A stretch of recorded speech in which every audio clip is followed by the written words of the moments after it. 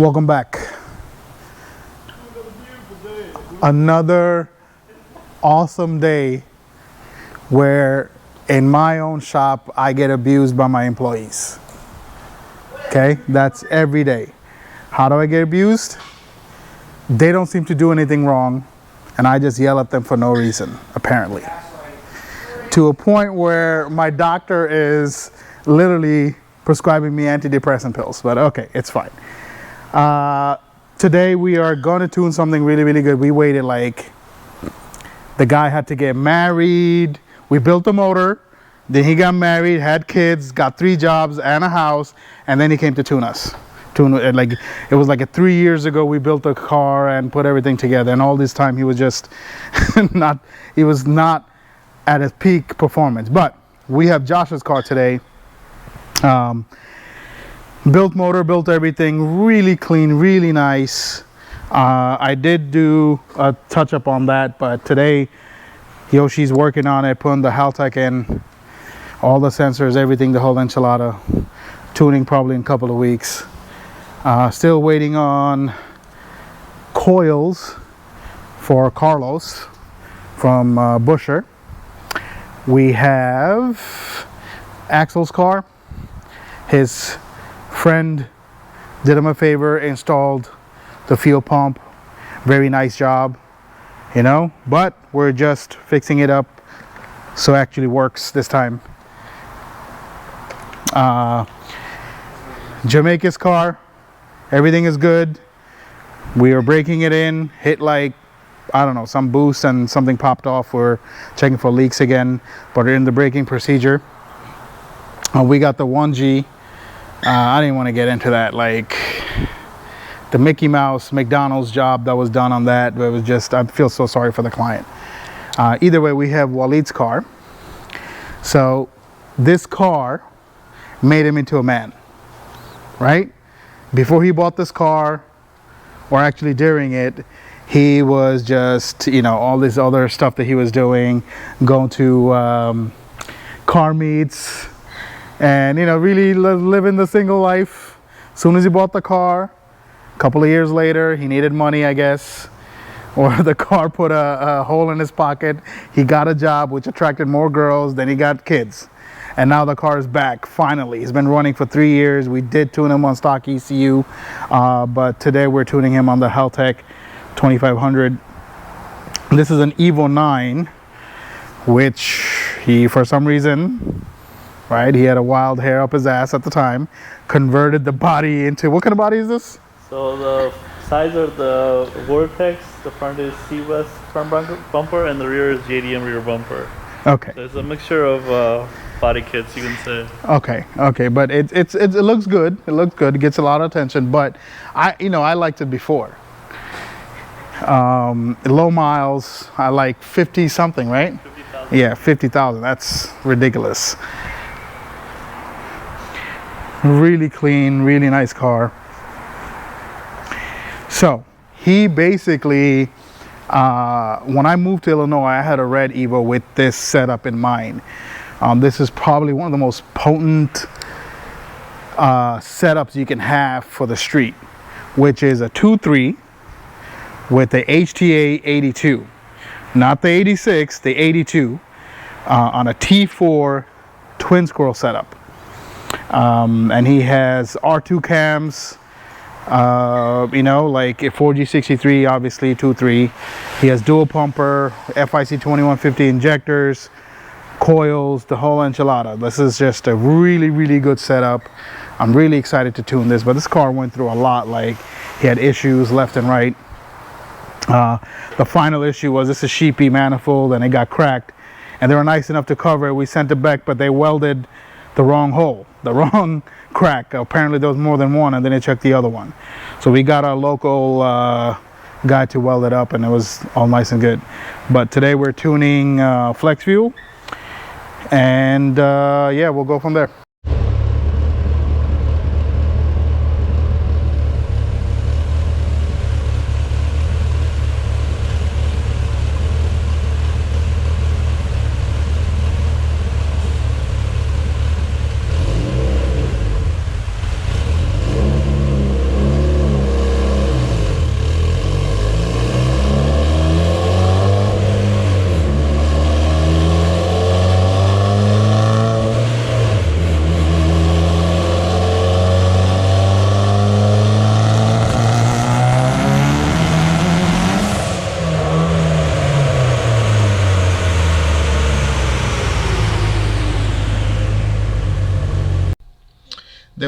massive amount of breakup, and then from the graph I can tell that something's wrong with the coils. We're gonna check it out. It is like hella rich, so I'm gonna address that and see if it gets better, but I feel like the coils are an issue on this one.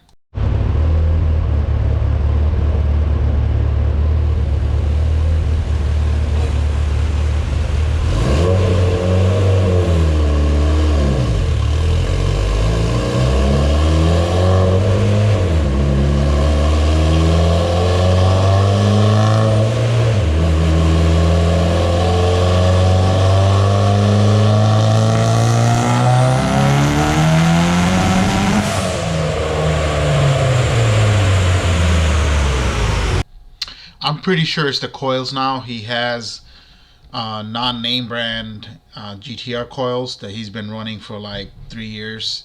We're gonna change them out to standard Toyota coils that you can buy on on their website for parts for Evos, and see what happens.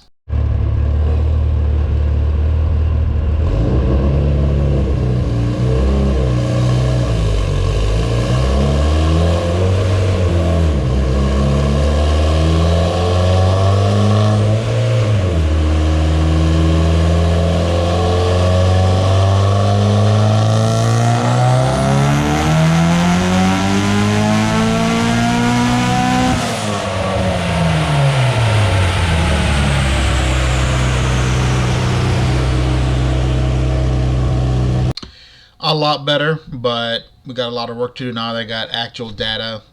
It was definitely the coils, so we're gonna work at it.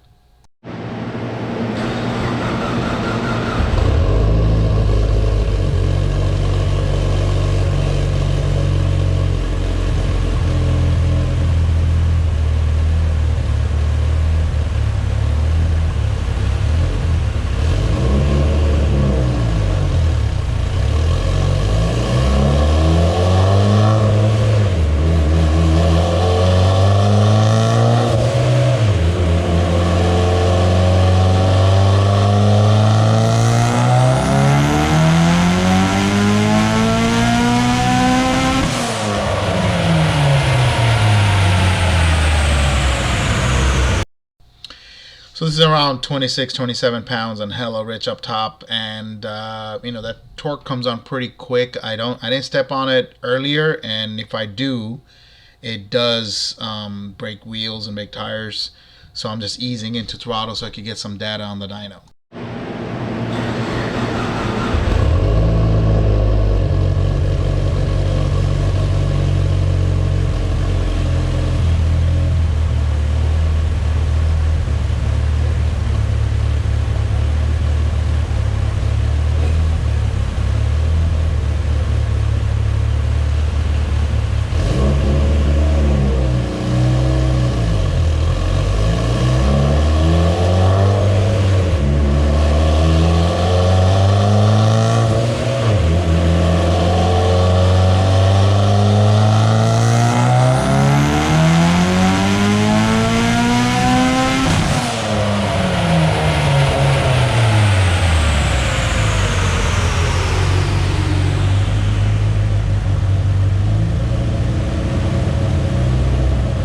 The boost initially spikes to 30, 31. I would have to sacrifice some spool up if I didn't do that, but I think I will. This on 93, I'll just correct it on the E85.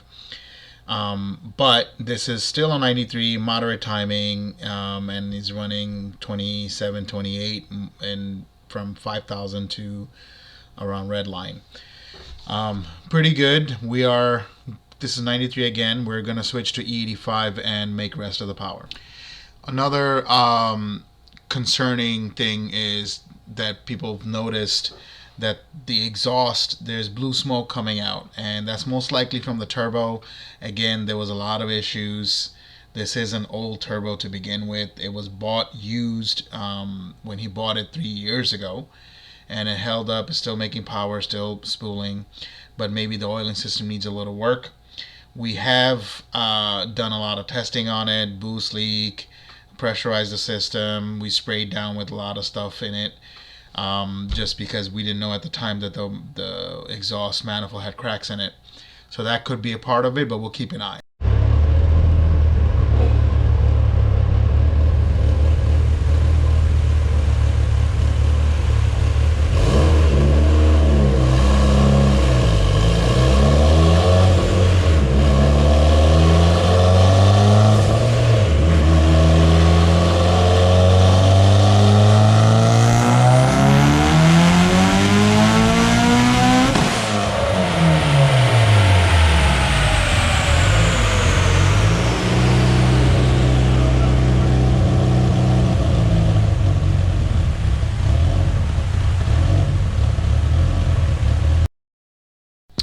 This is on 30 pounds of boost, and the boost went up automatically on E85, even with the same settings and everything. I guess the just more efficient.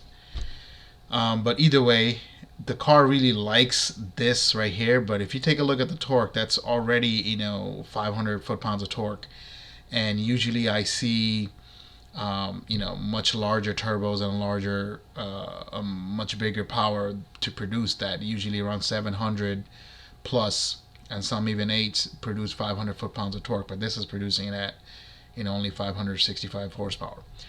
But we're gonna keep doing it.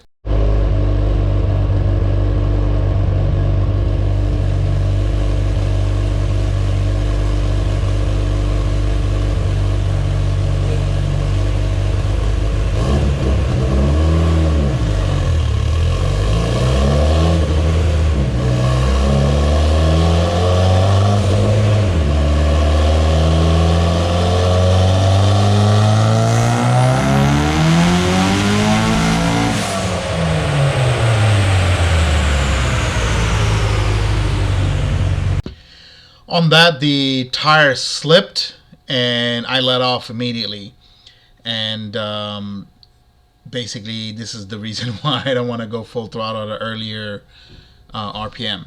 But I'm gonna have to pedal it going forward, so I believe the torque, the peak torque, is not gonna show accurate numbers, but I'll do my best so this doesn't happen.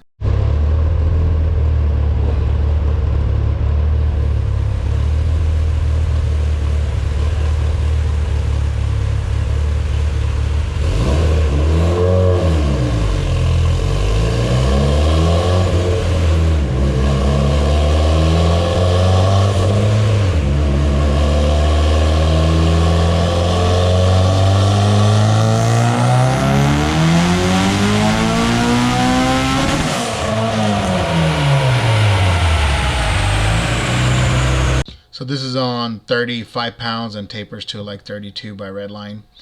And that torque, again, I really can't, I'm pedaling it at between 4 and 5.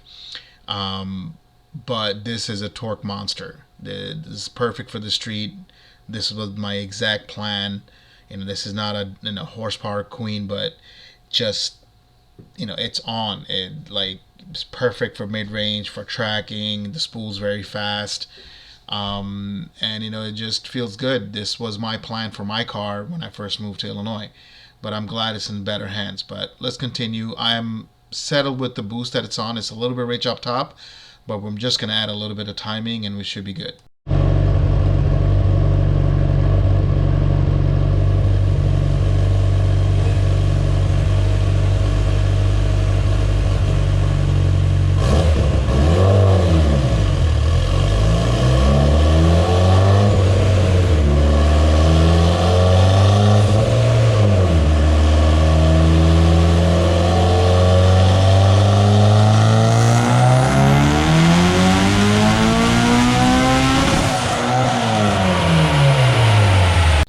Alright, so the boost is the same. I added a little bit of timing, and again, this is potent. It's really good.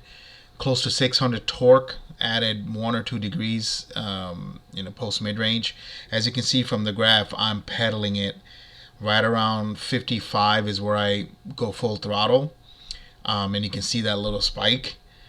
That's because of me pedaling, but on the street, he doesn't have to do that. It's really, really good. He does have more in it, but I don't think it's necessary for what he's going to do. He's not a professional racer. He's just going to, you know, do some pulls on the highway and maybe catch somebody off guard. But it really, really feels good. This is exactly what I had in mind when I was thinking about my car. So this is a difference between the E85 and 93 tune. It's quite a bit of difference, and as you can see, especially in the torque area, that's purposefully done. When Waleed came to us, he was very honest about exactly what he wanted, and this is why I tell other clients, and it's the first question I ask is, what are you going to use your car for? You know, everybody watches TV videos and talks to other people, and they're like, oh, you know, 8,000 horsepower, 800 horsepower, but then you got to live with the car afterwards. And most people, I would say 90%, 99%, are dailying their car. And the 1,000 horsepower is not really going to feel good on a daily. It's going to be very laggy. You know, it may be not what you want. And then especially the actual times that you're going to use the power of the car is a huge factor on, you know, what you're going to like and dislike. Everybody wants to shoot for the numbers, but nobody considers living with it afterwards. But Waleed was very honest. You know, he wanted mid-range, he wanted potent, he wanted instant hit, and he wanted massive torque, because torque is the thing that you feel. The kick in the seat, that's actual torque, and that's measurable. Horsepower is just a imaginary number, but it's a you know, it's a calculated number. It's how often you're making the horsepower. So for drag racing, for high speeds, you need the horsepower, but for, you know, street driving and I would say street racing, especially tracking, you need mid-range torque and you know, horsepower to follow. So this is a perfect setup for both. But you'll see this is like really, really exactly what Waleed wanted, and that's what matters to us. Giving the client what they want, and sometimes what they don't even know that they want. And you know, we have experience with our own cars, other clients, and over years, and that's why this is our main focus, is to really get down to business about what you really going to use the car for. And if you want to shoot for numbers, that's fine too. Alright, seems pretty alright. Go ahead and do a quick little pull.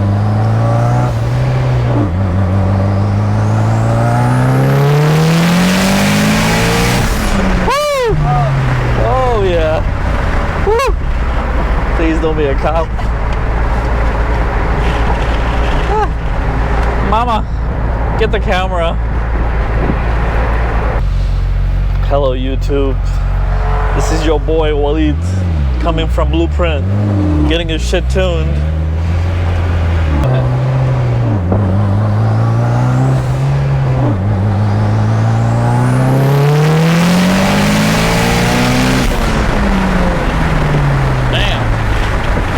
Not enough road though. Not enough road, there's a lot of traffic. It's rush hour. Yeah. 5 p.m. People working the 9 to 5 shift. No. It's like the worst time to be driving. Technically, I'm still at work too, but don't tell. But don't tell anybody. Is